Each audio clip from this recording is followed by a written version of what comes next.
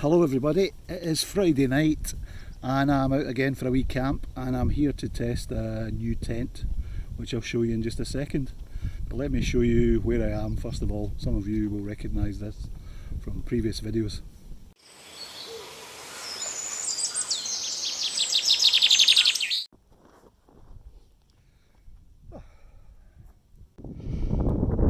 So there you go, as probably many of you will recognise, I'm on Connick Hill in the Loch Lomond National Park, overlooking Loch Lomond itself and the islands. And a perfect place because it's always windy to test a new tent. And the tent I'm testing is a Robens Elk River 1, which appealed to me for a variety of reasons actually, as a potential bike packing tent or a wee 3-season backpacking tent as well. 1.52 kilos, packs nice and small, just enough room, exoskeleton, so pitches together, ideal for British conditions when it's wet. So let's see how we got on with this tonight. The immediate impression about it is it's also very warm. As you can probably see, there's just one wee foot vent here, which can't be sealed, but I don't feel any air coming through it, so it's quite warm. So you can storm guy it and wrap the guys around the poles. And there are luminous ties on the, luminous pullers I should say, on the main guying points. You can also tension the front of the inner tent using this strap and buckle system, or just detach that and then put the inner away and use the outer only, or cook with the extra room. The only issue with a tent with a kind of spine running down the middle is if the wind is offset, they can collapse a wee bit or get folded. So what I've done, and what I tend to do is if I'm walking, is I use my walking poles as an A-brace.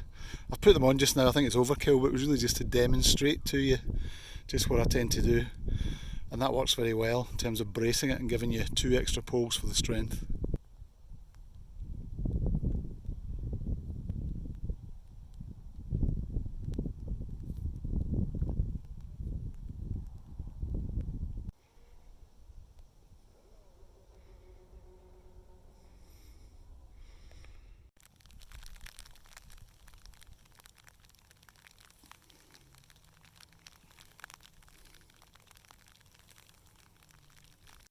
I've had to abandon the tent. There is lightning storm moving through and I'm sitting right on the top of a ridge, so I've moved slightly off both hills into just a kind of, hopefully a more safe area, but it's not a pleasant place to be, so I'm just going to sit this out and hopefully it will pass. There was a bolt of lightning just hit just over here on one of the islands, and then an almighty bang obviously, so it certainly focuses your mind. I'm really not one, I'm not keen on electricity ever since I electrocuted myself as a kid, and I don't fancy doing it again, thanks very much.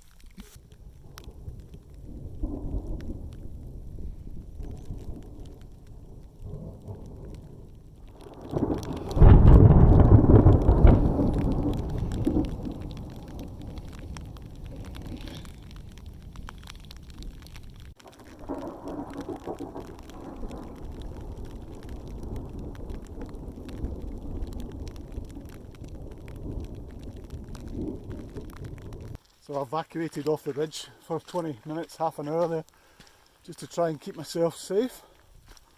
It's Andy's luck though, I guess. And I'm just going to head back up to the tent now and hopefully get some tea on because I'm starving and I am now very cold and wet. Right. Oh well, the tent didn't get hit then, good. So it's Robens' own brand, I think, of coating on the fly sheet, and as you can see after that thunderstorm, seems to be beading quite nicely, not much sign of any wetting out, which is good.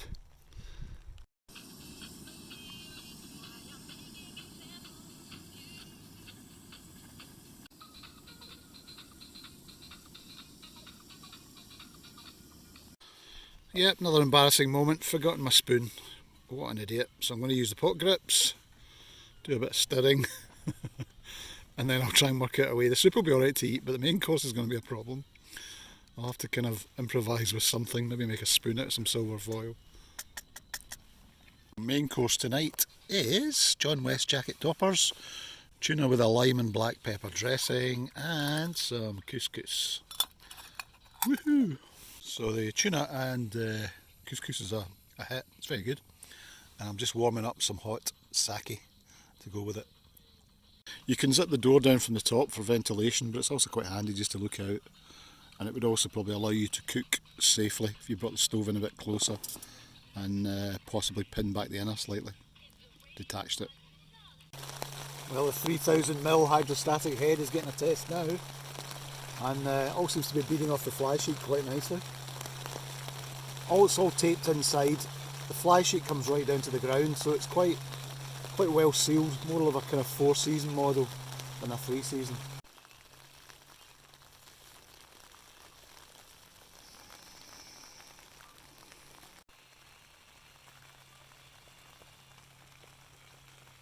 This weather tonight is just so changeable. Gone from great views to no views.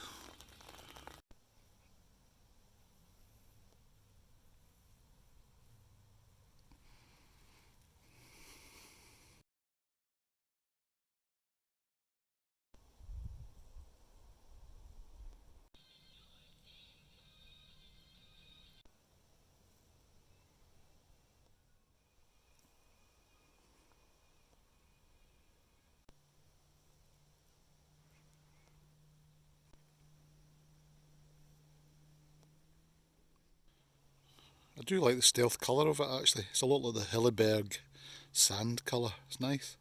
Seems to blend in quite well with the hills.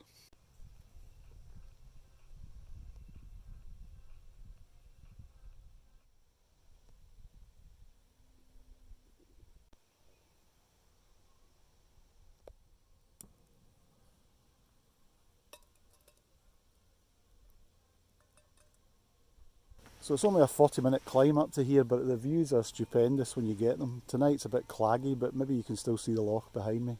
It's great just to sit there. It's like your own widescreen TV, watching the world go by and the boats go out, jet skis, yachts, helicopters, fireworks from the hotels. It's just a great wee spot and quite entertaining to watch. Right, the clag has moved in, so I'm off to my bed. If I don't speak to you, I will speak to you in the morning.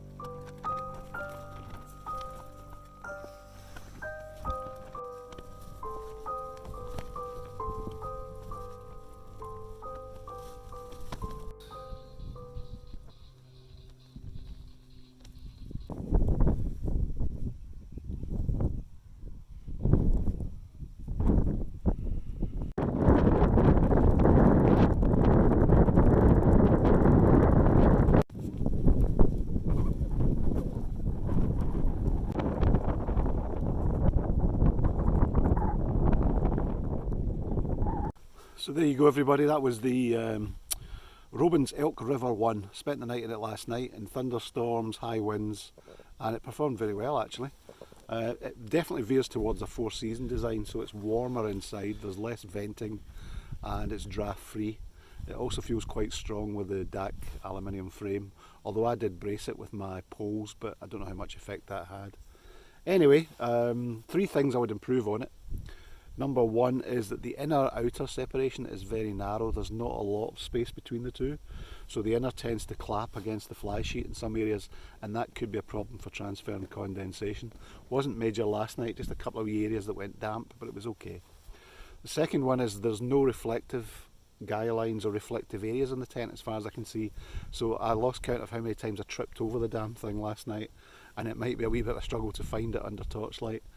And the third thing which would be good is a vent above the roof.